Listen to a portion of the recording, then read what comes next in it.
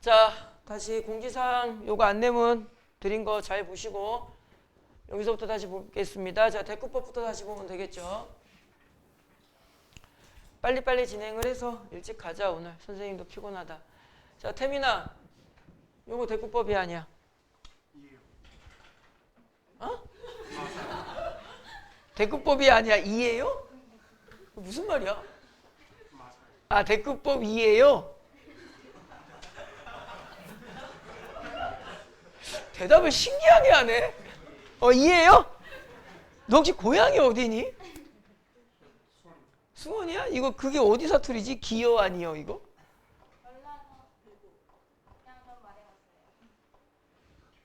너 아직 안 나갔니? 이해요? 예, 대꾸법 대꾸법 이해요? 그러면은 요 놈이랑 요 놈은 이제 뭐라고 대답할게요? 그렇죠. 얘는 대꾸법이다 아니다? 대꾸법이 아니다. 그래서 여러분들이 대꾸법에서 가장 중요한 포인트, 실제로 수능에서는 여기까지 건드리는 경우는 없으나 여러분들 생각보다 학교 내신 문제 조금 학교 선생님들한테는 죄송한 표현이지만 좀 지저분하게 나올 수 있으니까 공부 정확하게 하세요. 대꾸법의 가장 중요한 포인트는 뭐다?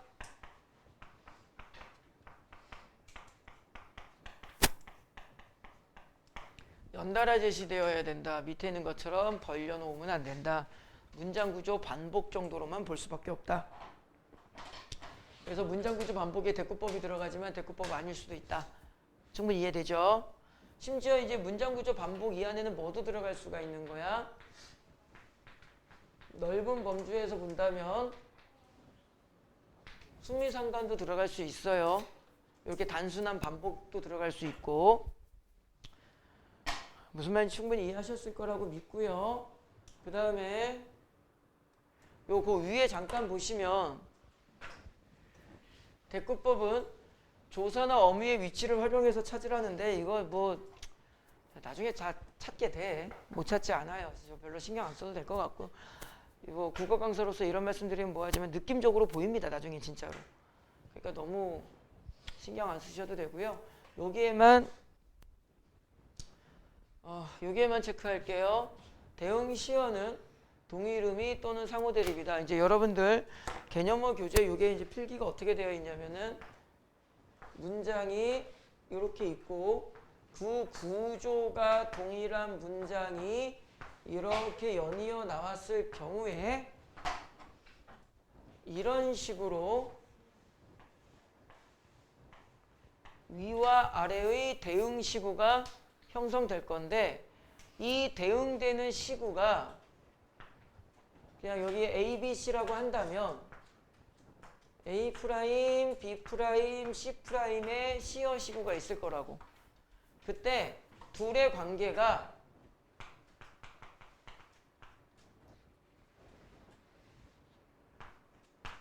같거나 대립관계라는 점이 이제 지금 요 내용이겠지. 그래서 요거는 그 고전문학 같은 데서는 대꾸법이 많이 나오기 때문에 연계규제 분석이라든가 이제 분석 수업을 할 때 대꾸법이 나오면 요 내용이 어떻게 활용되고 어떻게 적용되는지 이제 그때 가르쳐 드릴 테니까 지금은 이론적으로만 알고 계시면 됩니다. 그 다음에 그 밑에 보시면 이제 뭐 수미상관이라고 되어 있는데 시의 처음과 끝이 동일하거나 유사한 시고 배열 다 알 거고요. 어느 정도의 유사성만 있으면 된다. 완전히 똑같을 필요는 없다 이 말이고, 밑에 있는 효과는 그냥 읽어만 보시면 되겠죠. 그죠? 별 의미 없습니다. 그 다음에 반복의 효과 같은 경우는 그게 무엇이든 간에 시어건 시구건 뭐 대꾸법이건 뭐건 간에 무엇이든 반복이 되어 있다라는 말 자체는 반드시 운율과 의미 이 두 개만 체크할게요. 통일감은 조금 애매할 수 있으니까 저거 두 개가 무조건 따라 나오게 되어 있다. 그래서 선지를 볼 때 뭐뭐를 반복하여 뭐 시어를 반복하던 시구를 반복하던 의미를 강조하고 있다. 이렇게 되어 있으면 선택지를 여기에서 우리가 분할했을 경우에 반복이래. 그러면은 그 의미가 강조된다라는 것은 100%라고. 이러한 유형의 선지가 있을 경우에 내가 체크해야 되는 것은 뭐만 체크하면 된다. 여기를 수업의 편의상 A라고 한다면 그 A란 요소가 실제로 반복되었는가만 보면 된다. 됐죠? 그 다음에 운율을 보시면 뭐 음보율, 음술 이런 거 있는데 그건 몰라도 돼요. 자, 다음 페이지로 넘어가면 대비에 대해서 이야기가 나오죠. 자, 대비는 별표 칠 겁니다. 여러분들이 공부하시면서 볼 때 사실 이 대비가 문학뿐만 아니라 비문학에서도 상당히 중요합니다. 그래서 대비는 잘 기억을 해 놓으셔야 돼요. 뭐 개념 자체는 어려운 게 없겠죠. 당연히 대비, 정반대 이렇게만 이해하시면 되는데 보통 이제 시어를 대비한다라는 말이 나올 때는 여기 체크. 보통 시어 대비라고 나오면 긍정, 부정 대비라고만 체크하면 됩니다. 뭐 긍정, 부정 중요도에 대한 이야기는 너무 많이 해서 그만할 거고요. 그 다음에 감각의 대비라고 되어 있는데 태민아, 감각이라고 적혀 있으면 뭐라고 읽으라고 했지 선생님이?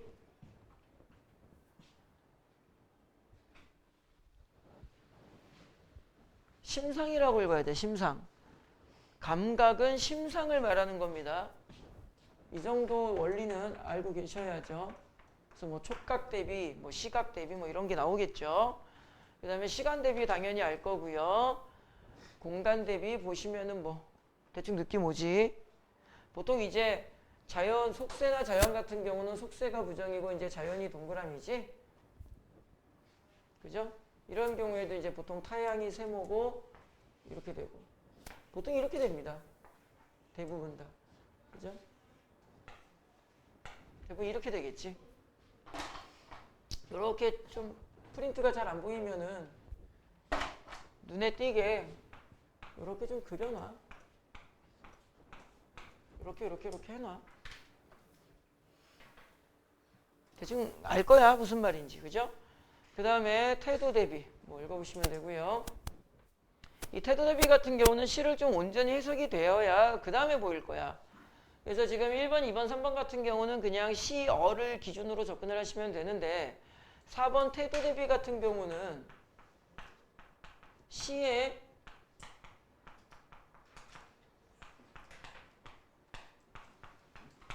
내용 분석이 요구되기 때문에 좀 어렵습니다. 수능에 많이 나오진 않아요. 그리고 명암 대비 알죠? 밝고 어두움.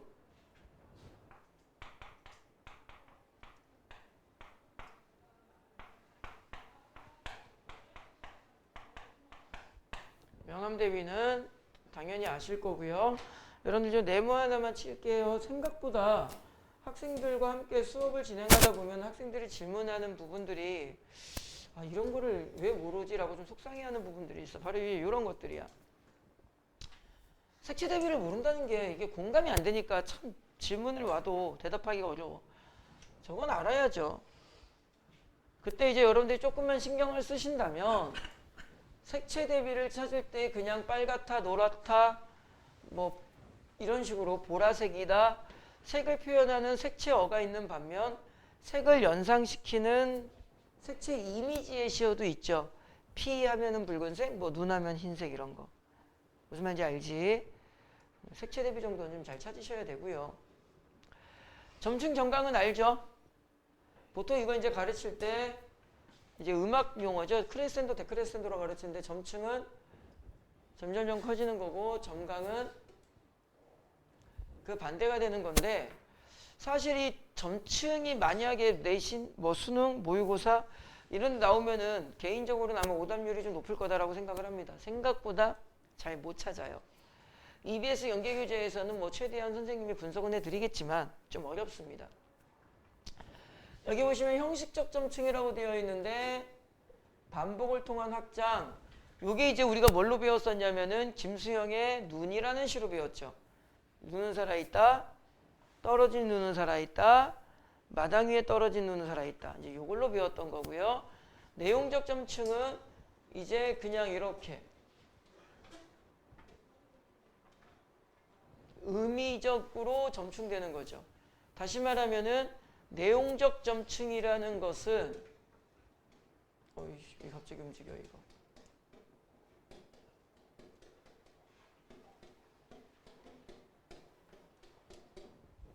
시어 반복을 요구하지 않게 되겠지. 그죠? 무슨 말인지 이해하셨을 거라고. 일로 와. 무슨 말인지 이해하셨을 거라고 믿어. 자, 그 다음에 다음 페이지 5페이지로 가시면 이제 운문의 형식상 개념어 변화법이다 라고 잔뜩 나와 있는데 이건 좀 공부할 게 많죠 사실은.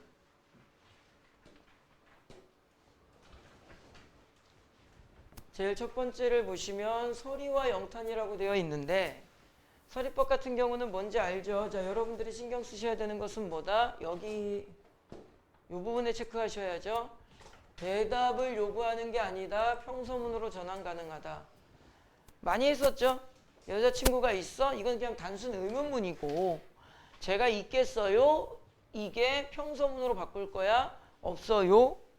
이게 서리법이고 여러분 이거 꼭 기억해 놓으셔야 돼요. 진짜로. 학생들이 내가 아무리 강조해도 자꾸 인지를 안 하는데 이거 중요한 거예요. 평소문으로 전환 가능하다. 저거 상당히 중요해.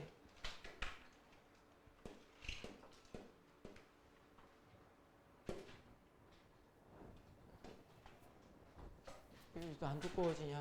좀 더 두꺼워져라. 이게 최대인가? 평소문으로 전환 가능하다. 꼭 기억하셔야 돼요. 그리고 실제로 이게 주로 고전에서 이 서리법이 많이 사용되는데 고전에 서리법이 나왔을 경우에 그냥 쭉 읽고 넘어가면 나중에 내용이 머릿속에서 깔끔해지지가 않아. 항상 평소문으로 바꾸면서 내용을 잡아나가셔야 돼. 엄청 중요한 거야. 어려운 거는 1도 없지만 여러분들이 소홀히 여기셨다가는 내용의 정밀함이 떨어지게 되는 게 서리법이야. 정말 소중히 다루셔야 돼. 그 다음에 영탄법, 감정을 키워 올리는 거고 뭐 이런 게 있고요. 여러분들 참고로 요거 알아두시면 좋죠. 실제로 여러분들 생각보다 영탄 이거 나오면은 좀 많이 못 찾아요, 여러분들. 잘 좀 기억을 해 놓으세요. 정 안 되겠으면 외워두세요. 근데 마지막에 보시면 화면에 조금 사라졌는데 뭐뭐야는 지워 놓으세요. 여기 마지막에 뭐뭐야라고 되어 있죠? 그건 지워버리세요. 헷갈립니다. 그 나중에 서리법이랑 꼬여요. 깔끔하게 그건 지울게요. 그 다음에 여러분들이 기억하셔야 되는 거 이 부분. 이건 꼭 기억하셔야죠. 그래서 시험 문제를 푸실 때 영탄법이다 라고 명시가 되어 있다면 그냥 이쯤이나 이런 거 가지고 내가 찾으면 되는구나 라고 생각을 하시면 되는데 만약에 시험 문제에 영탄적 어조다, 뭐 영탄적이다 라고 되어 있으면은 서리법과 함께 여러분들이 생각하셔야 돼. 사용된 용어에 따라서 내 생각의 범주가 달라져. 알겠지? 이거 꼭 좀 기억하셔야 됩니다. 그 다음에 도치, 알 거고요. 도치 모르진 않죠? 그 다음에 여기 연세라고 되어 있는데 여기 동그라미. 보통 선생님이 연세법 가르칠 때 뭐로 가르쳤지? 태민아? 원숭이엉덩이는 빨가면 사과는 이런 식으로 단어가 뭐 여기 간단하게 도식적으로 그려놓긴 했는데 단어가 어떻게 해야 돼? 반복을 해야 돼. 그래서 여러분들이 만약에 잘 안 나와요. 근데 어떤 시험 문항에서건 연쇄라는 단어가 이제 운문에 사용됐을 경우야. 산문에서는요 좀 다른 메시지일 수 있어요. 소설 문학에서 사건이 연쇄적으로 반응하여 이 말은 사건이 꼬리에 꼬리를 물고 계속 이루어진다는 말이 동일 사건이 반복된다는 뜻이 아니겠지. 그래서 소설 문학에서 사건이 연쇄적으로 발생하여 이 말은 원인과 결과가 계속 연결되어 있다는 뜻이고 우리는 지금 운문을 공부하는 거야. 여러분들 이제 내일 비문학 강의할 때 선생님이 내일은 그렇게 강의를 빨리 타이트하게 안 나가요. 되게 지루하리만큼 천천히 나가는데 어떤 의미에서 보면 내일 내일모레 수업이 제일 중요할 거야. 이 글을 글답게 읽어야 돼. 봐봐. 소설에서 연쇄적으로 전개라는 말은 인과가 연결된다는 뜻이고 운문문학에서 연쇄적인 표현기법이라는 말은 단어가 계속 어떻게 된다는 뜻이야. 반복적으로 연결된다는 뜻이지. 글을 글답게 읽으라는 말은 그 텍스트 안에서 그 단어가 어떤 의미로 쓰였는가를 생각하고 읽어야 되는데 학생들이 그냥 막 읽어. 그냥 자기 나름대로의 주관적 의미성을 부여해서 텍스트를 읽으면 그게 이제 문제가 되는 거라고. 자, 다시 우리는 운문을 배우는 겁니다. 운문에서 연쇄적이라는 말이 나오면 일단 우리는 뭘 찾아라? 반복을 찾는 겁니다. 이 루틴이 정확하게 있으셔야 돼. 아까랑 똑같죠. 서리법이라고 나와 있으면 평서문 바꾸기, 연쇄라는 말이 나오면은 반복어휘 먼저 체크하기. 이게 루틴이 있어야 돼. 똑같이 반어부터 잠깐 설명을 하면 표현은 모순되지 않지만 이게 별표가 되는 거죠. 상황 맥락상 모순이 되는 거지. 그래서 아까 했었습니다. 뭐라고 선생님이 그랬어? 역설은 표현 자체의 모순이기 때문에 함축적 의미를 고민해라 하지 말아라. 고민하지 말아라. 그런데 반어는 상황과 맥락을 고려해야 되기 때문에 포괄적으로 봤을 때 어느 정도의 함축성을 인지해야 돼. 그러니까 이게 머릿속에서 꼬이면 나는 역설법을 찾아야 되는데 사실 역설법 역시도 기본적인 의미는 있겠죠. 근데 여러분들이 이거를 가지고 역설법을 찾으려고 그러면 아무 도움이 안 돼. 왜? 이 의미를 찾으려고 하다 보면은 당연히 여러분들은 상황과 맥락을 고려해야 의미가 나오거든. 이게 완전 엉망진창이 되는 게 어떻게 되는 거야? 심층적 의미를 고민하다 보면은 당연히 상황 맥락을 고민해야 되고 상황 맥락을 고민하다 보면은 반어가 돼버려. 그러니까 여러분들은 역설법을 찾는 게 개판 5분 전이 돼버리는 거라고. 그래서 명심하셔야 돼. 역설법은 표현 자체의 모순이다. 옆에다가 적을 거야.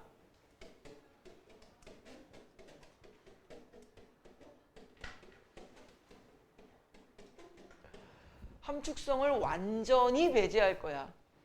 그 다음에 여기에는 별표를 칠 거야. 루틴. 반어가 나오면 어떻게 할 거야? 무조건 상황과 맥락을 먼저 잡을 거야. 쓸데없이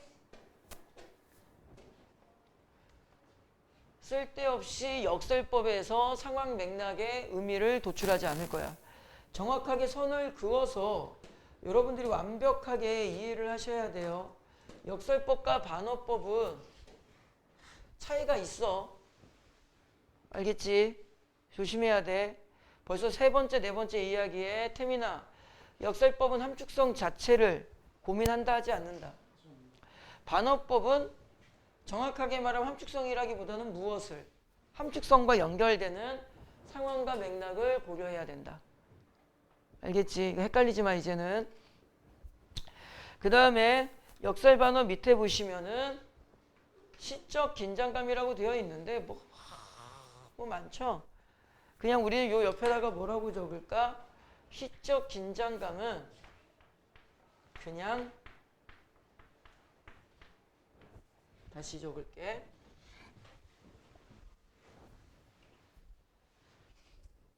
요 시적 긴장감이라는 말이 원래 이렇게 가르치면 안 되는데 그냥 시험 문제를 잘 풀면 되니까 선지에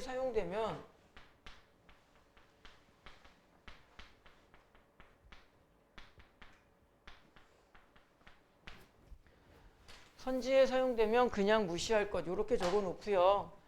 예를 들자면은 뭐뭐를 통해 그럼 선지가 여기에서 이렇게 분할이 되겠죠. 시적 긴장감을 유발하고 있다. 이런 식의 선지가 나올 거야. 그러면은 어떻게 보라는 뜻이야? 얘는 뭐 하라고? 그냥 무시하라고. 다시 한번 말씀드리지만 이렇게 가르치면 된다 안 된다? 이거 안 된다. 이게 100% 풀리는 건 아니야. 근데 90% 풀리니까 90% 풀리는 거를 좀 먼저 하자고. 원래 이렇게 하면 안 돼요. 이 부분이 뭐가 되는 거다?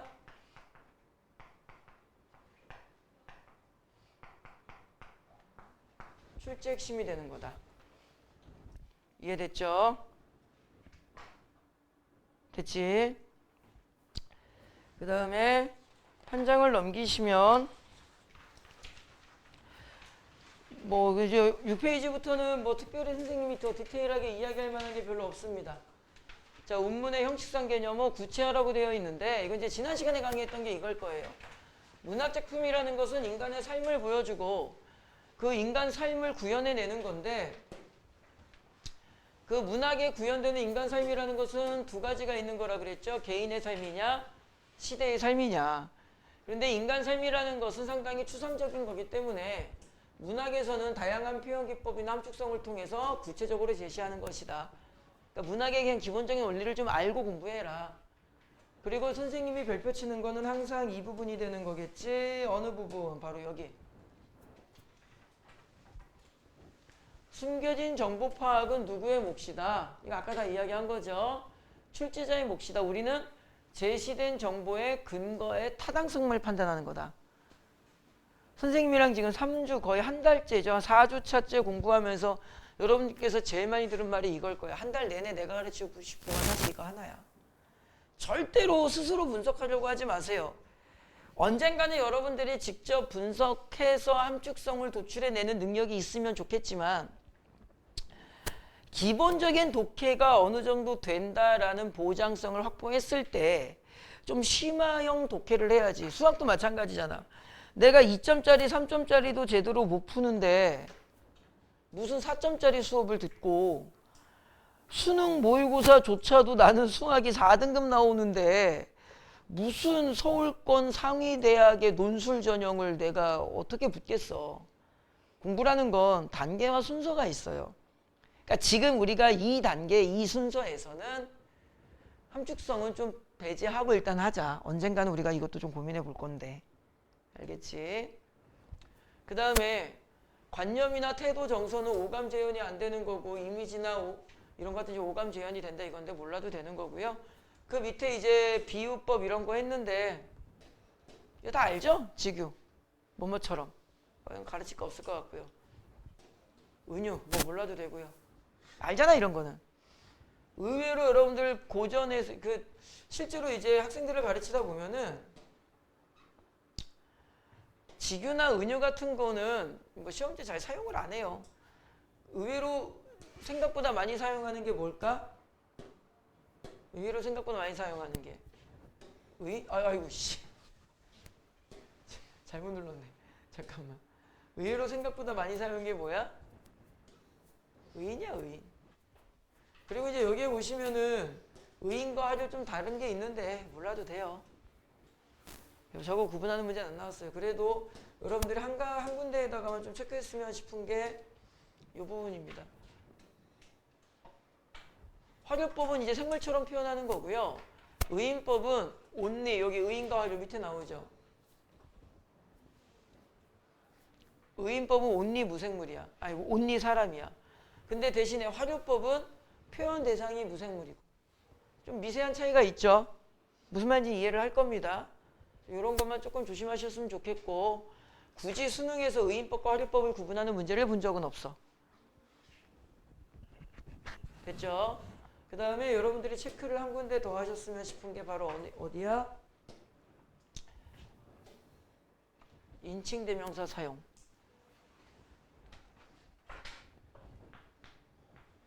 그 대상이 뭐든 간에 뭐 관념적인 것은 추상적인 것은 뭐 이렇게 구분할 필요 없고 이미 부르는 것 자체가 의인화시킨 거. 이건 아까 이야기했죠. 부르는 것 자체가 의인화시키는 거야. 근데 여기에다가 확인 사살을 하면은 이렇게 붙은 거죠. 나연아 이게 무슨 대명사? 나? 이게 무슨 대명사? 인칭대명사. 태민아 인칭대명사 할 때 인이 무슨 인자지? 그러니까 인칭대명사가 의인법 찾는 기준점. 저거 생각보다 많이 활용돼요. 고전에서. 꼭 좀 기억을 하시면 좋겠고 5번 대유법은 대충은 알죠? 대표 요소로. 자, 동그라미를 어디다 칠 거냐면은요. 여기다 치면 됩니다. 대표 요소로 부분 전체를 비유한다. 대유. 그럼 뭐 이제 밑에 보시면 제유환유 있는데 잘 안 나옵니다. 내신에도 안 나와요. 본 적도 없어요. 그냥 강사들이 그냥 습관적으로 가르치는 겁니다.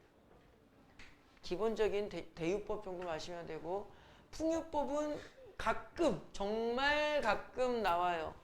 속담 관용어.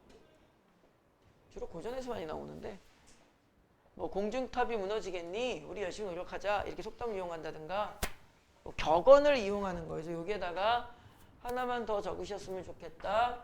플러스 격언. 참고로 관용어라는 말은 이렇게 포함관계가 형성된다고 가르치는 분들도 있기는 하는데 그냥 관용어는 다른 말로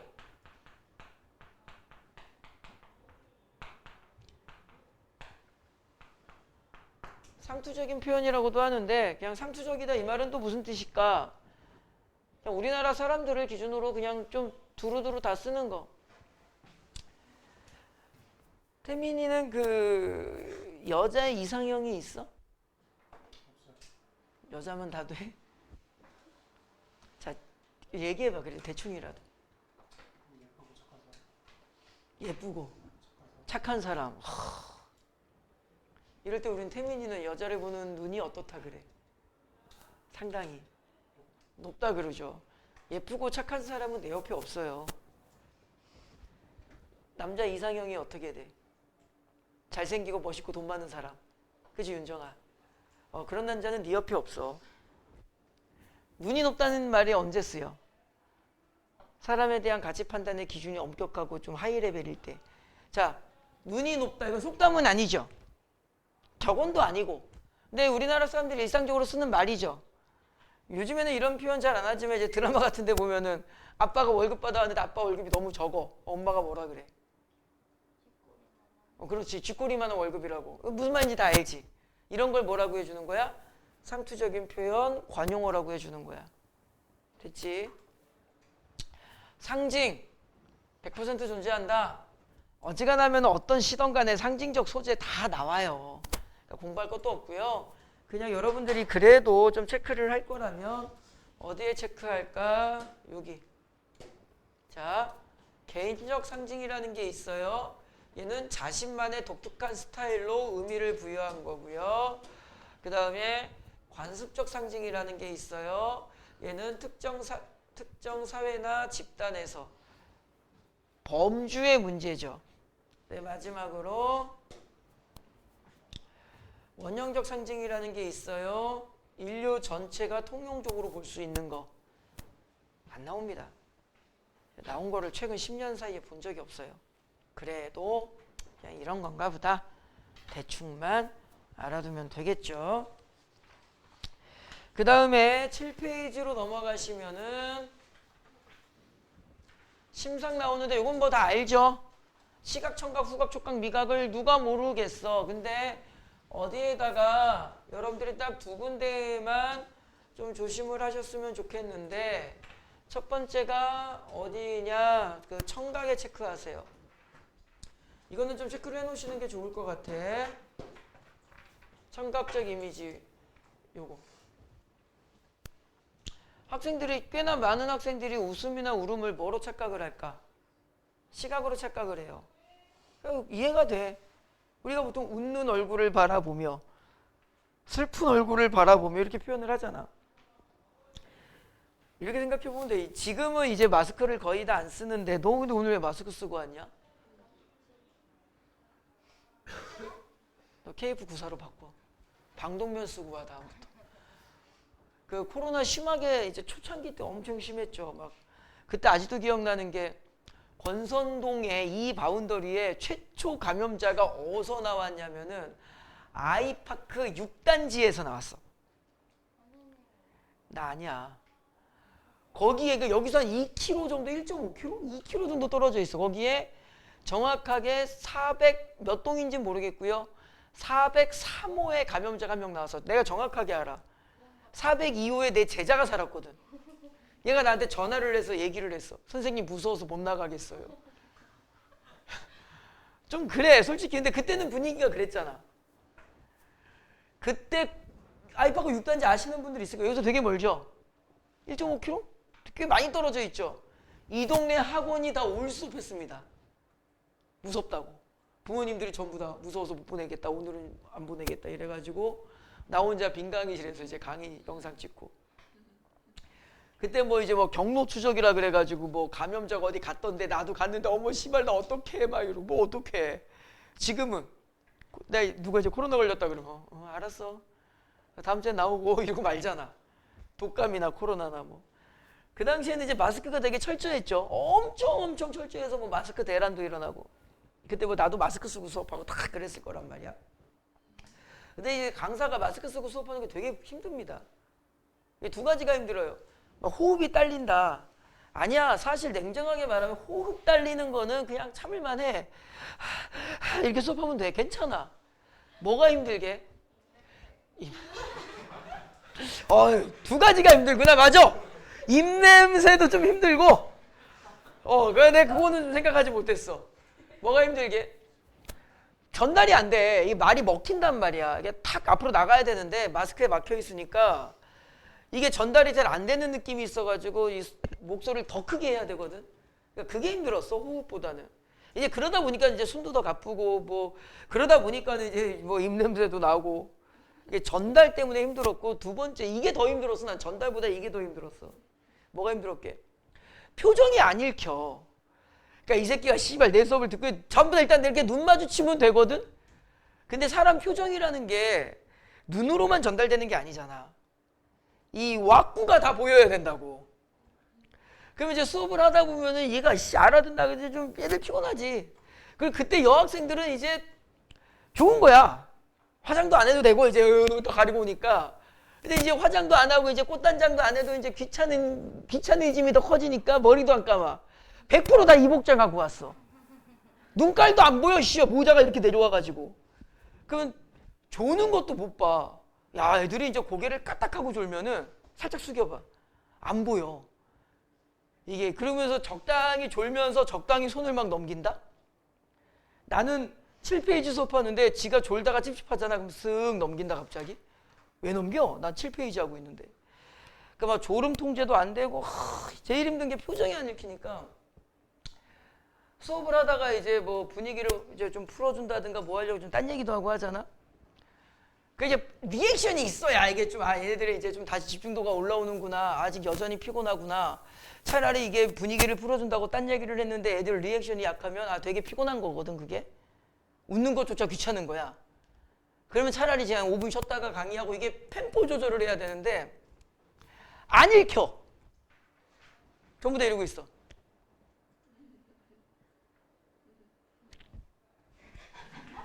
입이 보여야 돼. 입이 보여. 봐봐. 나 인상 쓰고 있어. 슬퍼하고 있어.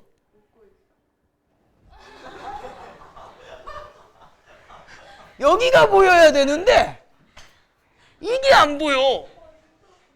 그치? 그 여기까지만 보면 울다 웃다는 수업하는 거야 얘들아. 여기까지만 보면 울다 웃다는 시각인 것 같죠? 시각으로 아니지. 시각으로 확인이 안 되는데 소리를 내. 이거 웃는 거고 이거 우는 거고. 청각이야. 이거 설명하려고 별 뻘짓거리를 다 했네. 이거 학생들이 생각보다 실수 많이 합니다. 울다 웃다는 뭐라고요? 청각입니다. 이상한 표정을 기억하지 말고 수업 내용을 기억하셔야 돼.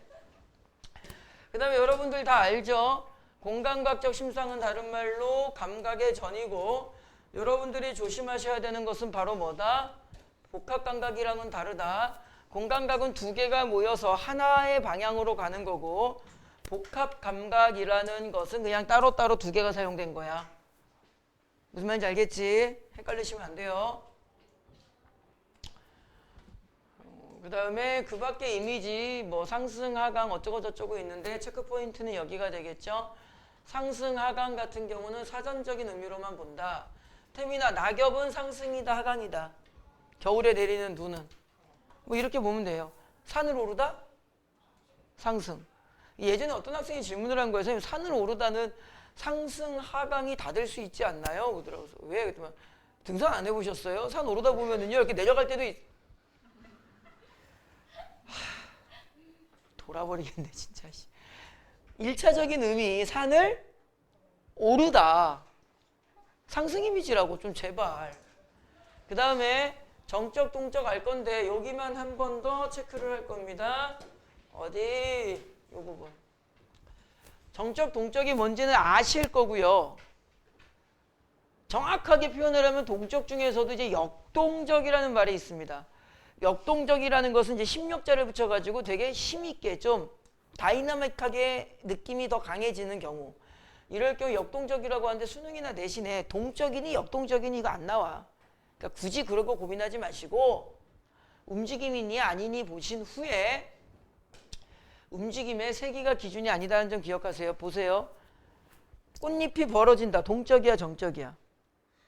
꽃잎이 벌어진다. 동적이야. 근데 꽃잎 벌어지는 거 어때? 거의 뭐 눈에 보이지도 않아요. 뭐 카메라 갖다 놓고 한 10시간 뭐 찍어야 이렇게 된다고. 쪽팔려.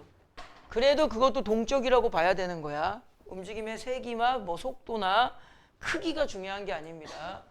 그 다음에 이거는 이제 주로 고전에서 많이 좀 도움이 되는데 이 계절적 이미지에 대해서는 여러분들이 좀 알고 계셨으면 좋겠습니다. 옆에 있는 설명에 나오죠. 주로 계절적 이미지는 뭐다? 주로 자연물로 제시가 되는데 고전에서 이제 절기로 제시되는 경우가 있는데 흔하진 않아요. 아주 드물게. 여러분들이 아는 수준에서 나올 거야 그냥. 아니면 이제 몇 개만 조금 이제 고전 보다가 좀 알아두는 몇 개만 알면 돼. 여러분들 대부분 알잖아. 팥죽 먹는 날이 언제야? 오늘이야? 언제야? 동지. 동지가 언제야? 미안해. 너 유아 같지? 니네 저기 과테말라는 절기 이런 거 없지? 지중해니까 뭐 사계절이 뚜렷하지도 않겠네. 나가. 빙하 타고 니네별로 가면 안 되겠니? 저기야 보승아 팥죽 먹는 날이 언제야? 계절은? 겨울. 이 정도 수준으로 나와요. 뭐 백로 상강이라는 절기도 있습니다. 이건 가을이고요. 뭐 청명 한식은 봄이고요. 뭐 이런 게 있는데 나도 24절기 잘 몰라. 그래서 너무 그렇게 복잡하게 나오진 않는데 그래도 간혹 고전에서는 좀 그럴 때가 있긴 하다. 뭐 저걸 중점적으로 공부를 해야 된다. 그런 말은 아니고 그냥 그럴 수도 있구나 정도만 아시면 되고요. 선생님이 동그라미 치는 건 좀 아셨으면 좋겠어요. 동풍, 봄입니다. 이거 외우세요. 그 다음에 이거 동그라미 치기가 좀 애매해서 밑줄로 그을게요. 다 꽃이죠, 꽃. 고전에서 꽃은 전부 다 봄입니다. 그 다음에 어디 갔노? 여름 같은 경우는 녹음. 좀 애매해. 나연아, 소나기 계절이 언제일까? 소나기 여름에만 내리나? 봄에도 내리고 가을에도 내리지. 왜 날 비웃어? 내 잘못이야? 그건 조물주는 좀 애매해. 그 예전에 그런 게 있었어요. 태민아, 단풍나무. 아니야. 단풍나무는 사계절 그 자리에 서 있어. 단풍이 가을인 거지. 단풍나무는 계속 서 있어. 아무것도 없는데 가을이 되면 단풍나무가 짠 하고 나타나다가 겨울 되면 짠 하고 사라져? 쪽팔려. 그럴 리가요. 그래서 조금 그 계절의 특이성을 완벽하게 잡아줘야 된다. 그 다음에 가을 같은 경우는 여기 설이. 여기 남풍도 하나 체크하세요. 남풍. 장마는 알 거고요. 겨울 같은 경우는 북풍. 뭐 눈 같은 거 겨울은 다 알 거고. 동그라미 친 거는 좀 알아두세요. 그냥. 알겠지? 여기 동풍이 한 번 더 들어와 있네. 못하죠 이거는? 그 다음에 주관적 변용이라는 게 나오는데 예전에 말씀드렸듯이 뭐 많이 나오지 않아요. 그냥 체크 포인트를 어디에다가 하시면 되겠어? 주관적으로 변용. 그래서 계절의 속성을, 시간의 속성을 무엇의 속성으로? 꽃의 속성으로 바꾼 거잖아. 그지? 이런 게 주관적 변용인데 여러분들 여기에다가 이렇게 연결 한번 시켜 놓으세요. 저 부지런한 계절이 피어선 지구는 주관적 변용으로도 설명이 되고요. 여기에 나온 것처럼 관념적인 것, 추상적인 것을 감각적인 것으로 설명한 구절로 이렇게 또 이용할 수도 있고. 대충만 알아두시면 됩니다. 이건 그렇게 중요하진 않아요. 참고로 구체의 추상화라는 말이 있는데 이건 반대. 구체적인 것을 추상적으로 표현하는 거. 여긴 몰라도 돼요, 이거는.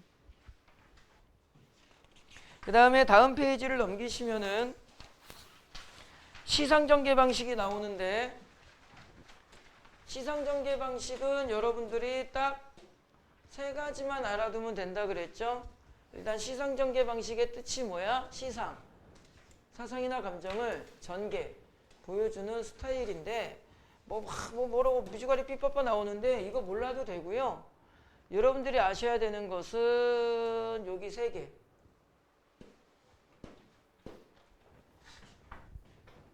시간, 공간, 시선. 기억하죠? 나머진 잘 몰라도 돼요. 하나만 더. 전환까지. 뭔지 다 알 거라고 믿어요. 이건 뭐 간단한 거야, 사실은. 어려운 건 아닙니다. 보통 시험 문제 나올 때 이렇게 나오는데 여러분들 한 가지만 좀 조심하셔야 되는 게 이 원경, 근경 같은 경우는 반드시 뭐가 있어야 돼? 기준점에 의해서 상대적일 수 있다 그랬지. 다시 해볼까? 태민아, 새가 날아간다? 원경, 근경? 모르는 거야. 기준점을 정확하게 보면서 좀 들어가 주셔야 되고요. 태민아, 전환이 뭐야? 바꾸는 거. 모든 문학은 특정한 상황에 대한 반응을 보여주는데 상황이 긍정이거나 부정, 거기에 대한 반응이 긍정이거나 부정으로 가는 이 구조밖에 없어, 문학은. 그때 상황은 긍정인데 반응이 부정으로 바뀌었다든가 상황이 부정인데 반응은 긍정으로 간다든가 또는 상황이 긍정에서 부정으로 바뀐다든가 이런 걸 우리는 뭐라고 해주는 거야? 전환이라고 해주는 거야. 그래서 기본적으로 전환이라는 말은 긍정, 부정, 부정, 긍정의 체인지 이렇게만 일단 기억해 주시면 되고요. 그 다음에 띄어쓰기가 좀 깨졌는데 여기만 체크 한 번 더 해주세요. 보통 시험 문제에 전환이라는 말이 나오면 세 가지밖에 안 나와. 상황이 바뀌었는가, 정서가 바뀌었는가, 태도가 바뀌었는가. 저 셋 중에 하나를 가지고 시험 문제를 내게 되어 있을 거야. 그러니까 전환이라는 것은 따라서 결론적으로 선택지에 전환이라는 말이 나오면 함부로 그 선택지를 쉽게 정리하면 안 된다. 봐봐. 상황이 바뀌었는지 보든가 아니면 정서나 태도가 바뀌었는지를 봐야 된다. 이 말은 그 시를 끝까지 다 읽어야 된다고. 완전 독해가 이루어진 후에 봐야 되는 내용이야. 알겠니? 그래서 이 전환 같은 경우는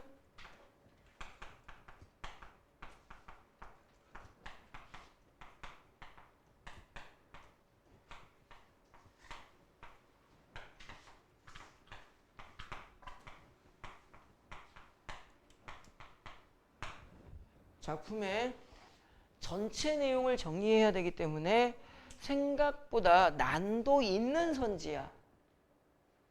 여러분들 이제 수학 공부하시다 보면은 되게 뭐 어려운 문제, 쉬운 문제를 순간적으로 캐치하죠.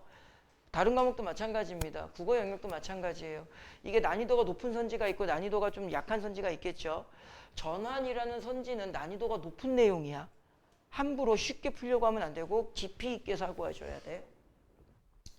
그 다음에 요거는 이제 실전 문제 풀이할 때 종종 나오는 건데 그냥 프린트에 있으니까 하나만 더 팁으로 말씀을 드리면 뭐뭐를 마무리한다라는 말이 있거든요. 그때 마무리한다라는 말 자체가 시의 제일 끝으로 확인하는데 여러분들 어디에 별표 치실 거냐면은 여기에다 이렇게 네모 치세요. 시행 마무리와 시상 마무리는 달라요. 그 중에서 여러분들이 기억하셔야 되는 것은 뭐다? 시상 마무리. 시상 마무리. 시상 마무리는 뭐다? 반드시 시의 제일 끝부분이어야 해. 반드시 시의 제일 끝부분이어야 해. 알겠지? 이건 조심하셔야 됩니다. 하고 이제 9페이지부터는 이제 뭐 마무리 강의를 안 해요. 11페이지 같은 경우는 이제 바로 전 시간에 우리가 시대별 특징이나 주요 시인들 강의했었죠. 그 내용입니다.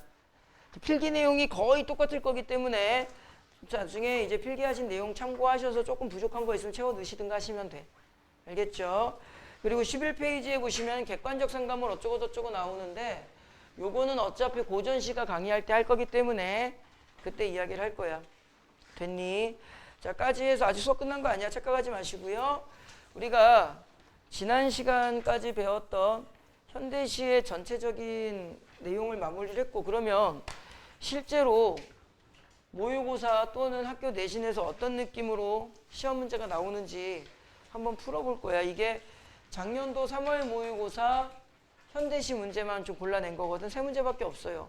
아마 금방 풀 겁니다. 자, 뒤로 돌리시고, 보통 실전에 들어갔을 때 여러분들이 받으시는 그 정도 수준은 한 4분 30초 정도 재고 풀라고 하거든.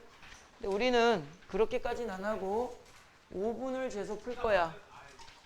뭐해 인마. 뒤에 모자라? 거기 저기 보승아, 그 뒤에 봐봐. 혹시 남아있나? 그 뒤에도 없니? 몇 장 모자라? 같이 봐. 없어. 여기 있다. 자, 실전에 들어갔을 때는 보통 이 정도는 한 4분 30초, 빨리 푸는 애들이 4분 정도에 푸는데 우리는 그냥 한 5분 정도 돼서 풀어볼 겁니다. 그동안 배웠던 내용들 토대로 한번 해보세요.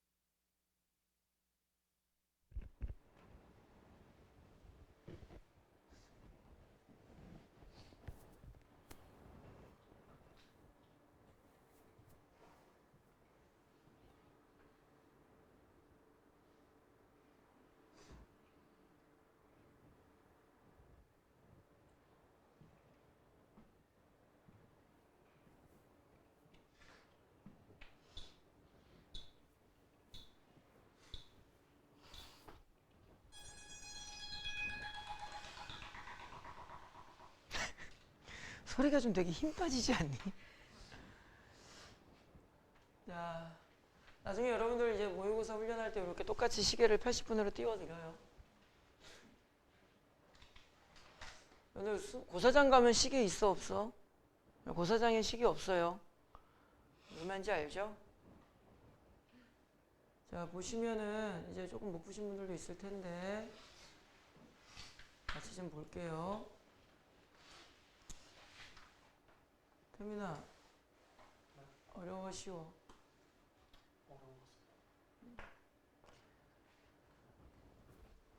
그러니까 어떤 느낌인지만 오늘은 그냥 이런 식이구나만 좀 보시면 됩니다.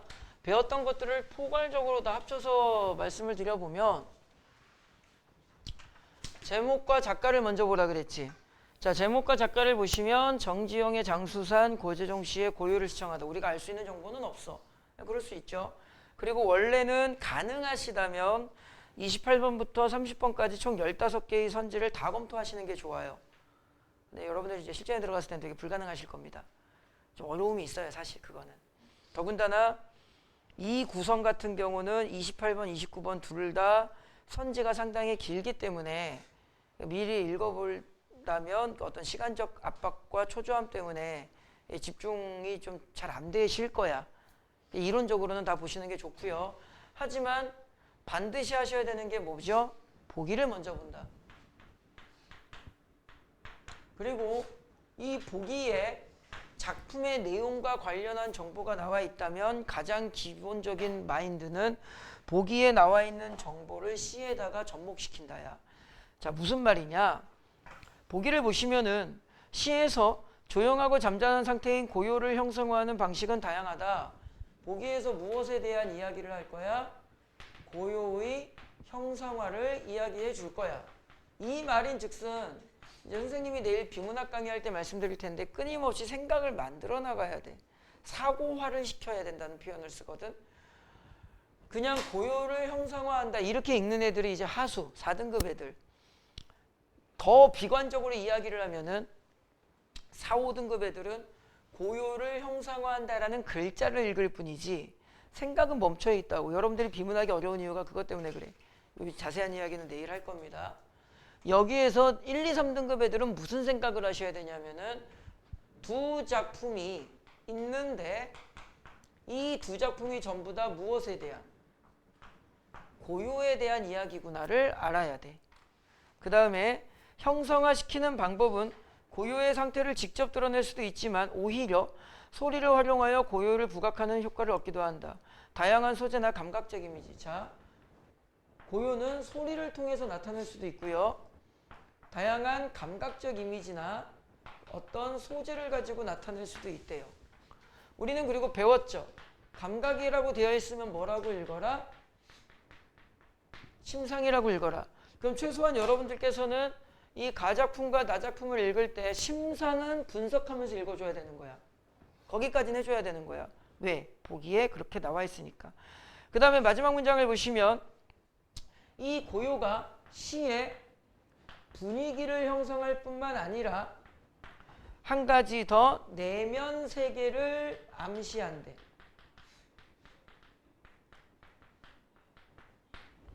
됐지? 그러면 여기서 아까 배웠던 내용, 작품이 전체적으로 고요에 대해서 여러 가지를 표현할 건데 그게 내면 세계로 연결되고 분위기를 잡아줄 거래. 그러면 이 시는 이 두 개의 작품은 막 정적인 이미지가 많을까? 동적인 이미지가 많을까? 전반적으로 봤을 땐 정적 이미지가 더 클 가능성이 크겠지. 생각을 해줘야 되는 거라고. 요게 1, 2, 3등급이야. 글을 글답게 읽으라는 말을 이제 선생님이 비문학 강의할 때 많이 이야기를 하는데 글을 글답게 읽으라는 말은 메시지를 재구조화시키라는 말이지 글자를 읽고 있으면 안 된다고. 국어 영역은요, 여러분들 정말 생각이 많아야 되는 과목이에요. 수학보다 국어가 어려운 이유 중에 하나가 뭘까? 수학은 내 머릿속에서 떠오르는 사고의 과정을 흔히 말하는 풀이 과정에 의해서 우리가 시각적으로 확인을 한다고. 그러니까 내 풀이 과정이 내 사고가 어디에서 잘못됐는지 어디에서 막혔는지가 보이는데 국어 영역은 말 그대로 사고와 자체에서 이미 답이 도출되어야 되기 때문에 시각화의 과정이 없어. 그래서 국어가 어려워. 그래서 평소에 생각을 명료하게 하셔야 돼. MBTI로 이제 누가 국어를 잘하는 거야. 그래서 T인 애들이 국어를 잘해. 왜? 얘들은 꼬투리 잘 잡죠. 객관적이고.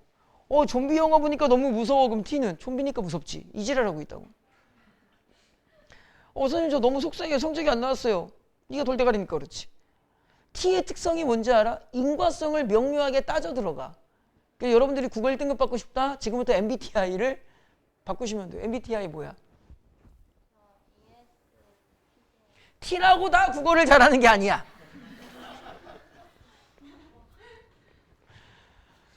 벌목정정 이랬거니 뜻풀이 밑에 나옵니다. 아름드리 큰 소나무가 베어짐 즉도하에. 자, 대충 통밥 들여도 이 정도는 해석할 수 있으실 거야. 커다란 소나무가 베어짐 즉도하다 이 말은 정말 베어졌다는 뜻이야. 그럴 것 같다야. 그럴 것 같다죠. 그럼 이 문장은 사실 정보니? 사실 정보가 아니라 그냥 느낌적 정보죠. 맹아리 소리 쩌르렁 돌아옴 즉도하이. 사실 정보야? 아니야. 그럴 것 같다라는 소리야. 다람쥐도 쫓지 않고 맷새도 울지 않아 깊은 산 고요가 차라리 뼈를 저리우는데. 자, 얘가 핵심어고 이 작품의 제목이 장수산이니까 여기에서 말하는 이 깊은 산이 곧 장수산이고, 가작품 같은 경우는 화자가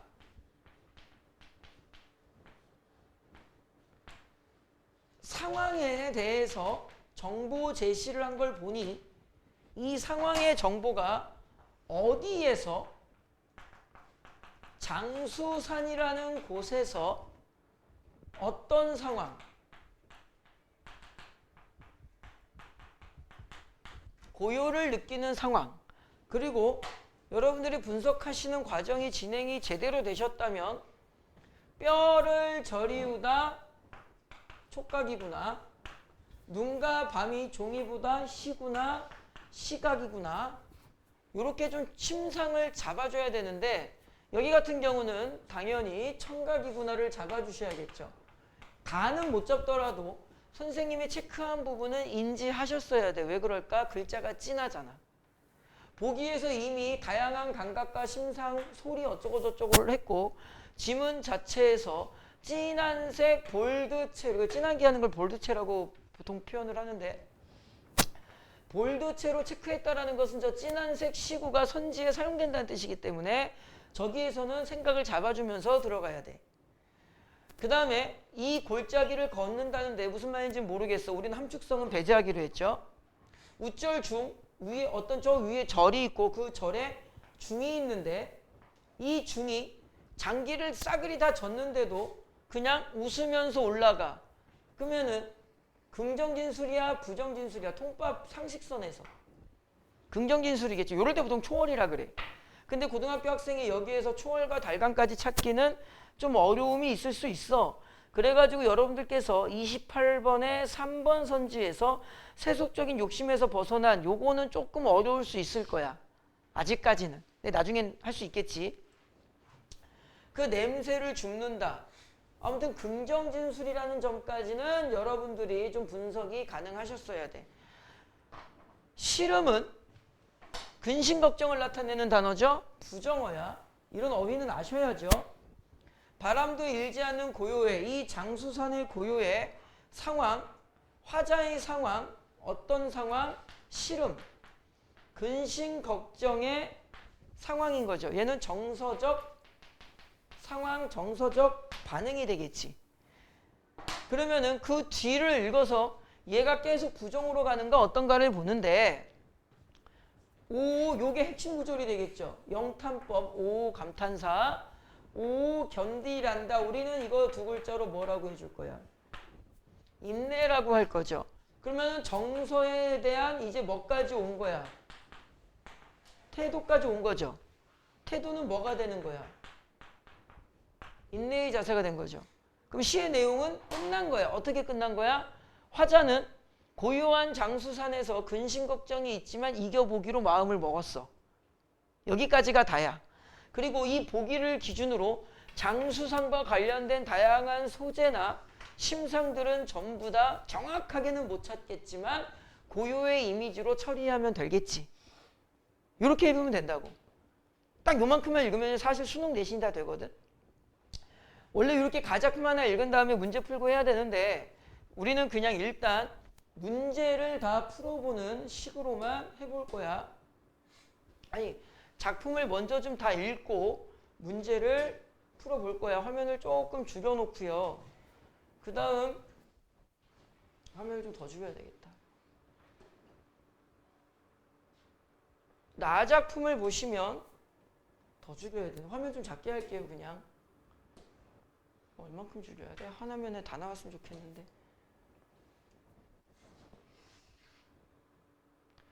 자, 나 작품을 보세요. 초록으로 쓸어놓은 마당을 낳은 고요는, 자, 문학적인 표현이야. 초록으로 쓸어놓았대. 누가?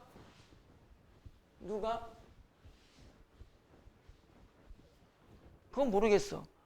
근데 고요가 무엇을 만들어냈대? 마당을 낳은 고요죠. 글처럼 읽어. 고요가 뭘 만들어놨대? 마당을 만들었는데 이게 무슨 말인지 모르겠어. 그 마당이 무슨 색깔이래? 초록 색깔이래. 뭐 잔디가 깔려 있었는지 뭐 누가 초록색 물감을 뿌렸는지 그건 모르겠어. 고요는 새암가, 샘가, 물가에 뭉실뭉실 수국송이로 부푼다. 그래서 선생님이 여러분들한테 강조했던 게 하나 있죠. 시는 뭐처럼 읽어라? 글처럼 읽어라. 잘 봐봐. 서술어를 볼 겁니다. 서술어가 뭐야? 부푼다죠. 태민아, 뭐가 부풀었어? 아니죠. 문장을 잘 읽어봐. 그렇지. 이 논리 구조와 독해가 잘 되셔야 돼요. 얘가 부풀었죠. 됐니? 무슨 말인지 모르겠지만 그렇게 적혀 있어. 선지 하나만 보고 들어갈게요. 29번에 1번 선지. A에서 새암은 부푸는 수국송이의 모습에 비유되어 풍성한 생명력을 낳는 존재다. 집중해봐. 새암이 수국송이의 모습에 비유되었대. 아니지. 수국송이로 부푼 게 뭐야? 이 대상이 얘잖아. 고요가 수국송이로 뭐 된 거야? 비유된 거지. 새암이 비유된 게 아니라 문장처럼 붙여서 읽어봐. 고요가 수국송이로 부풀었다잖아. 그 수국송이는 뭐랑 연결되어야 해? 고요랑 연결되어야죠. 해석을 할 필요가 없다라는 게 논리적 독해라는 게 뭘 의미하는지 그냥 보여드리는 거야. 해석을 안 해도 돼요. 그래서 29번에 1번 선지는 답이 될 수 없고요. 그 다음부터 보시면 시를 수능적 안목으로 읽지 못하시는 분들과 문학을 어렵게 생각하시는 분들이 보통 어떤 식으로 이런 시를 읽냐면 여러분들 이 시 읽으면서 뭔 내용인지 잘 모르셨을 거야. 몰라도 되는데. 날아갈 것 같은 감나무를 누르고 앉은 동박새가 이번에는 동박새를 봤어. 한 번 울었는데 그 동박새가 뭘 만들었대? 고요의 면적을 만들었대. 그 다음에 감릿들은 뭐하고 있대? 유정무정이 뭐야? 몰라. 토설하고 있어. 뭐하고 있대? 토설하고 있대. 토설이 뭐야? 몰라. 상관없어. 그냥 전체적으로 고요함의 이미지를 말하는 것구나까지는 알 수 있어. 왜? 보기에 그렇게 나와 있으니까. 그러면은 여기에서 말하는 동박새, 여기에 나와 있는 감나무의 감잎들은 뭔진 모르겠지만 전부 다 그냥 고요를 나타내는 소재 정도로만 읽어주면 된다고. 뭐 이렇게 복잡하게 읽을 게 아니야. 그러면서 작년에 담가둔 송순주, 딱 봐도 술인 것 같죠? 한 잔에 생각난데 고요 속에서 생각을 한대. 누구를 생각한대? 마이 마더를 생각하고 마이 파더를 생각한대. 엄빠를 생각한대. 그냥 그런가 봐. 여기에서 멸치국수에 육수를 무엇으로 냈습니까? 멸치 몇 마리 들어갔습니까? 이런 거 안 나와. 초록의 굴림이 점점 더해지는 마당, 마당이네요. 덩굴장미가 있네요. 그 향기가 고요를 물들인데요. 그냥 이거겠구나. 고요를 나타내는 어떤 소재겠구나. 그러면은 나 작품 같은 경우도 똑같이 이 패턴대로 정리를 해볼까? 그럼 어떻게 되는 거야? 화자가 어떤 상황? 마당에서 무엇을 고요를 뭐 하는 거야? 느끼는 거죠. 그런데 이 고요를 느끼는 과정에서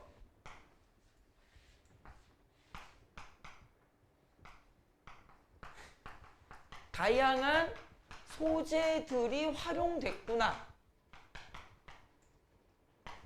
요만큼은 누구나 읽을 수 있잖아. 플러스 조금 생뚱맞을 수 있으니까 엄빠가 뭐 났구나. 생각났구나. 제목이 태민아 제목이 뭐야? 나 작품의 제목이. 그래 그러면 화자는 제목을 기준으로 마당에서 이것저것들의 소재를 통해서 고요를 느끼고 있구나가 다야. 고요를 느끼는 것을 고요를 뭐하다? 시청하다. 시청하다는 심상이 뭐겠어? 그럼 자기 눈에 보이는 이 수많은 소재들이 고요의 이미지로 보여진다고. 이만큼은 누구나 생각할 수 있잖아.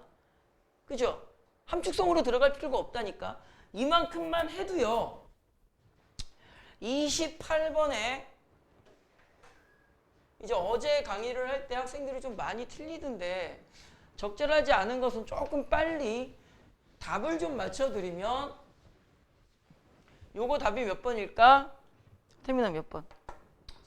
1번이지요. 4번 선지 잠깐만 볼게요. 아직까지는 어렵겠지만 보세요. 바람도 일지 않는 그 시를 다시 보세요.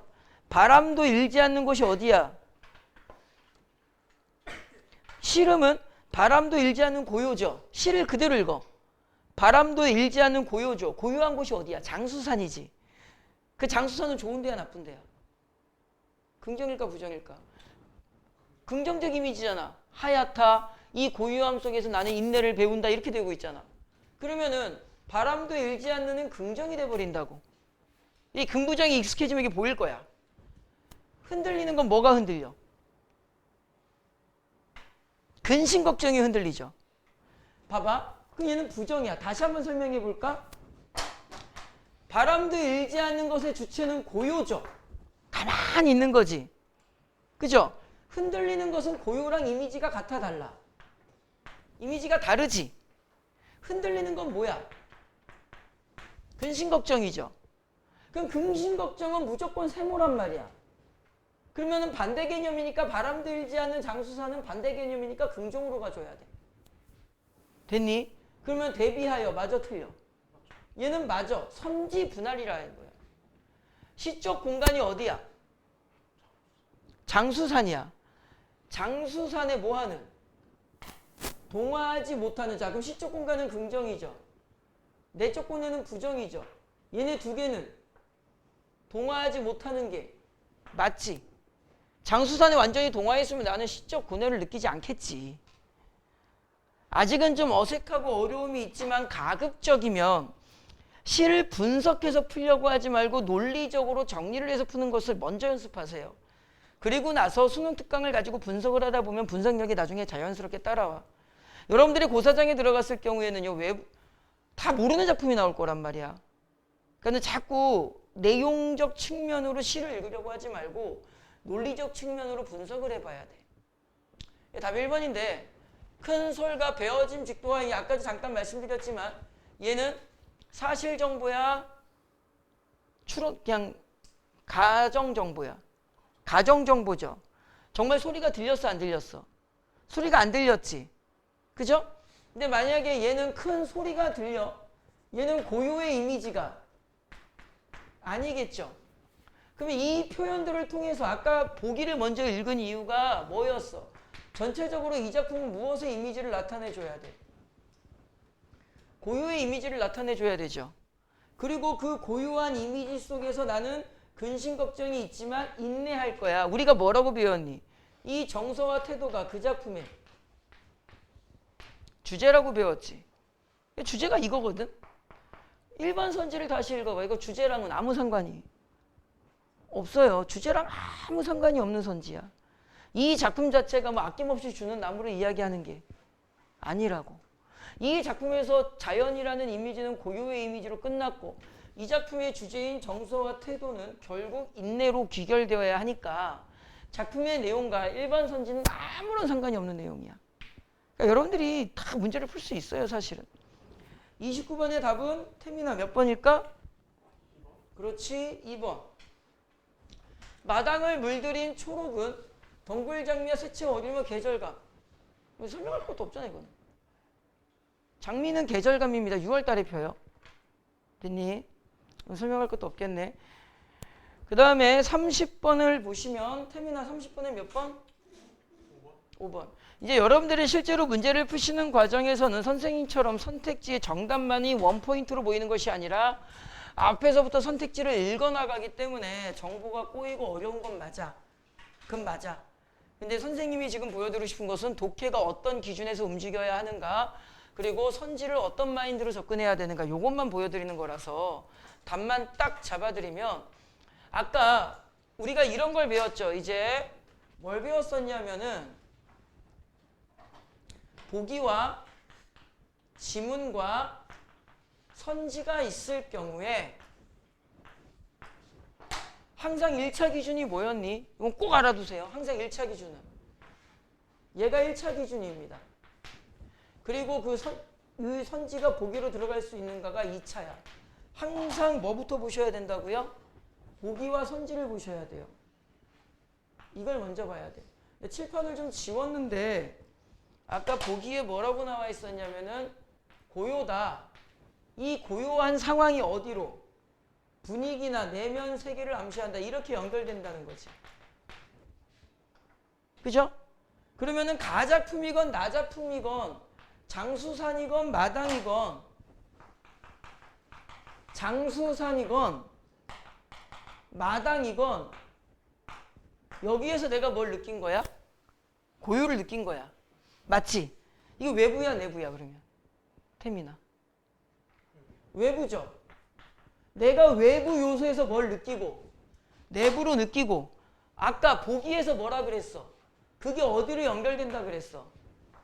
내면으로 연결된다 그랬지. 근데 선지 5번을 보시면은 내면의 고요가 외부로 이어진다. 바뀌었잖아.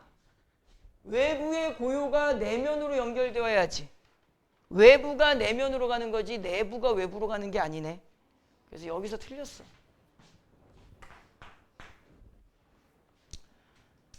됐니? 시를 완벽하게 해석해서 푸는 게 아니라 논리적으로 정리해서 좀 푸는 것을 먼저 연습하시고 나서 우리가 아주 많은 작품들을 분석하다 보면 시의 분석력도 좀 올라가지 않을까 싶어. 어떤 식으로 여러분들 학교 수준도 내신도 이런 느낌으로 나와요. 작년도 3월 시험지고요.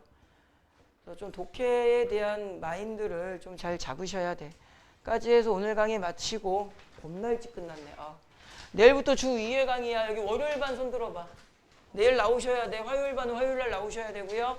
내일부터는 비문학 강의 할 거기 때문에 그냥 비문학 교재 받을 거야. 필기도구만 가지고 오시면 됩니다. 나가시면서 저기 유나야 손 들어봐. 손 들어봐. 여기 옆에 과제물 제출하고 가세요.